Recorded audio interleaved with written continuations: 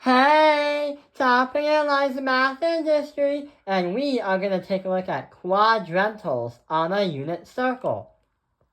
So recently, we've been learning all about the unit circle. We've also been learning how to find the three trigonometric ratios to understand if an angle on a unit circle made a triangle, and you examine the triangle that has different angles and sides, what would the ratios be?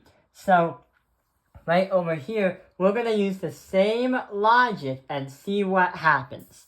So right over here are a few ratios that we have.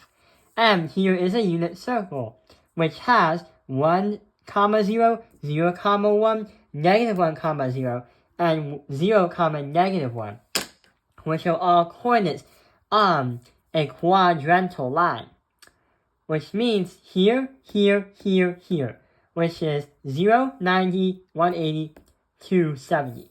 So right over here, we need to make a triangle onto this unit circle. So let's get started. The sine of 90 degrees. How are we going to make the sine of 90 degrees?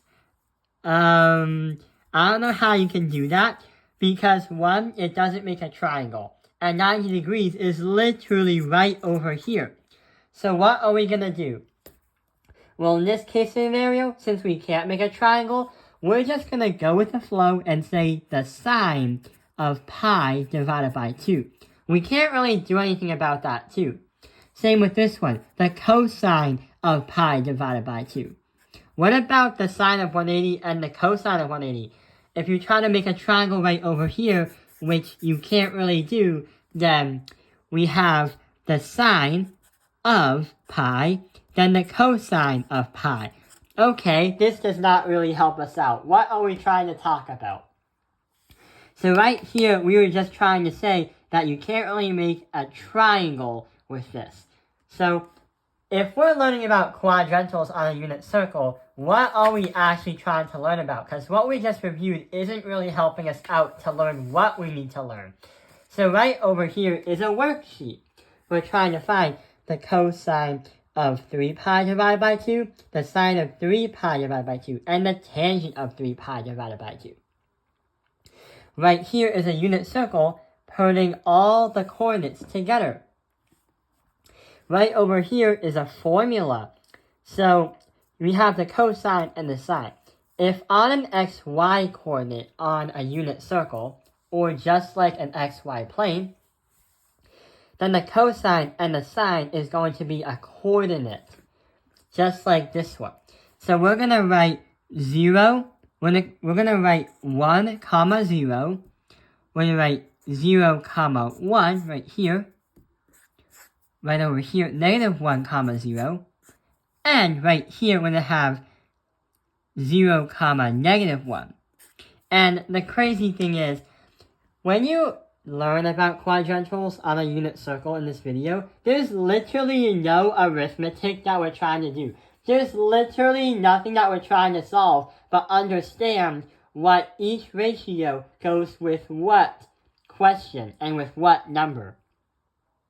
For example, the formula, the cosine theta, the sine of theta, the cosine of 3 pi divided by 2, if you go onto a unit circle, 3 pi divided by 2 is always going to be the bottom one right here.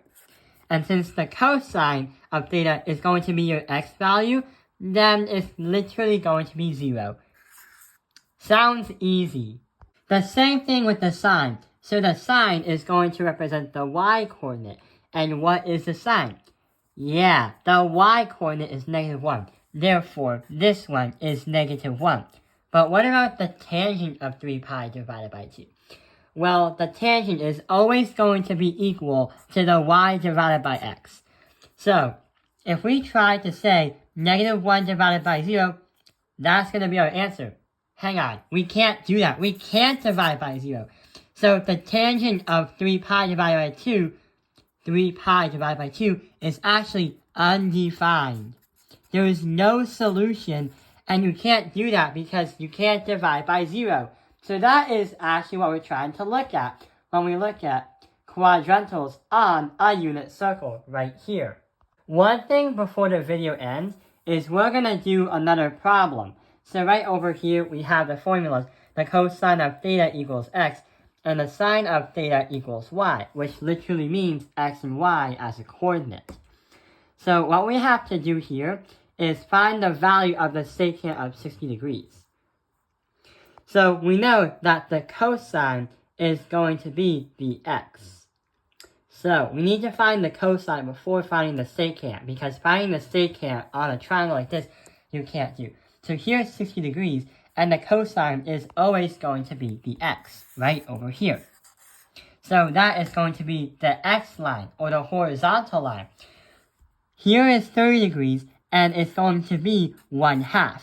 So it looks like the cosine is going to be 1/2. The cosine of 60 degrees is 1/2. But what about the secant? The secant is the operative inverse of the cosine. So we have to literally switch it around. So now we have 2 over 1. So the secant is going to be equal to 2 as our final answer. So yeah, there is like a teeny bit of arithmetic, but in reality, this literal video is all about computations and identifying the ratios. I hope this video has helped you understand quadrantals on a unit circle. Thank you for watching Tapping Line's Math Industry. Like and subscribe!